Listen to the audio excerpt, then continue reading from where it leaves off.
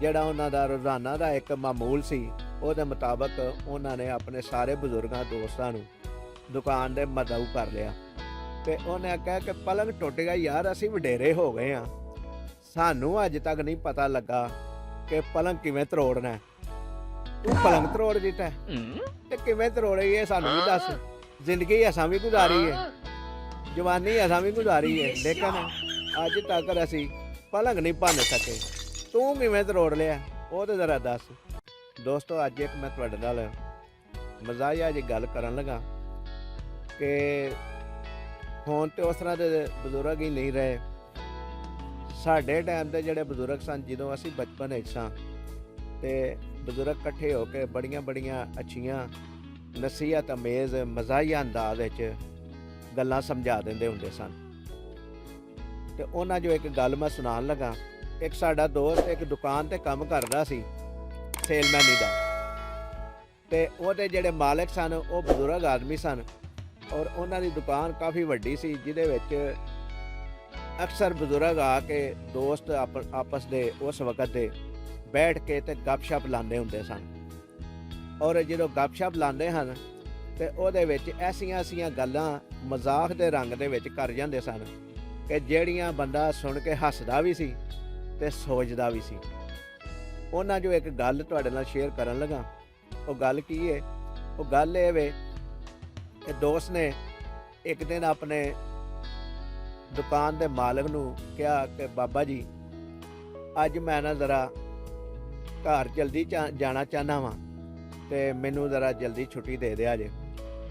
ਤੇ ਉਹਨਾਂ ਆਖਿਆ ਕੰਮ ਕੀ ਹੈ? ਉਹਨਾਂ ਆਖਿਆ ਜੀ ਕੰਮ ਇਹ ਵੇ ਕਿ ਮੇਰੇ ਨਾ ਘਰ ਦਾ ਜਿਹੜਾ ਪਲੰਗ ਹੈ ਨਾ, ਜਿਹਨੂੰ ਅੱਜ ਕੱਲ੍ਹ ਅਸੀਂ ਬੈੱਡ ਆਨੇ ਆ, ਉਹ ਟੁੱਟ ਗਿਆ ਤੇ ਉਹਨੂੰ ਮੈਂ ਮੁਰੰਮਤ ਕਰਾਉਣਾ। ਕਹਿੰਦੇ ਨੇ ਚੱਲ ਜਦੋਂ ਟਾਈਮ ਹੋਏਗਾ ਨਾ ਉਦੋਂ ਦੱਸੀ ਤੇ ਫਿਰ ਮੈਂ ਤੈਨੂੰ ਭੇਜ ਦਿਆਂਗਾ। ਇਹ ਤਕਰੀਬਨ ਉਹਨੇ ਗੱਲ ਸੁਬਾਹ ਦੇ ਟਾਈਮ ਆਉਂਦੇ ਹੀ ਕਰ ਦਿੱਤੀ ਆਪਣੇ ਮਾਲਕ ਨਾਲ, ਦੁਕਾਨ ਦਾ ਜਿਹੜਾ ਸੀ।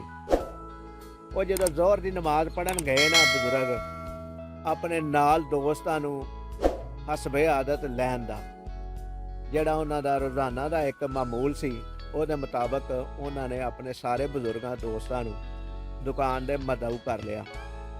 ਔਰ ਮਦਊ ਕਰਨ ਤੋਂ ਬਾਅਦ ਉਸ ਲੜਕੇ ਨੂੰ ਉਹਨਾਂ ਬੁਲਾਇਆ ਔਰ ਬੁਲਾ ਕੇ ਆਂਦੇ ਨੇ, ਯਾਰ ਹੁਣ ਦੱਸ ਕੰਮ ਕੀ ਅੱਜ ਜਿਹਦੀ ਵਜ੍ਹਾ ਤੂੰ ਅੱਜ ਘਰ ਤੂੰ ਜਲਦੀ ਜਾਣਾ ਚਾਹੁੰਦਾ।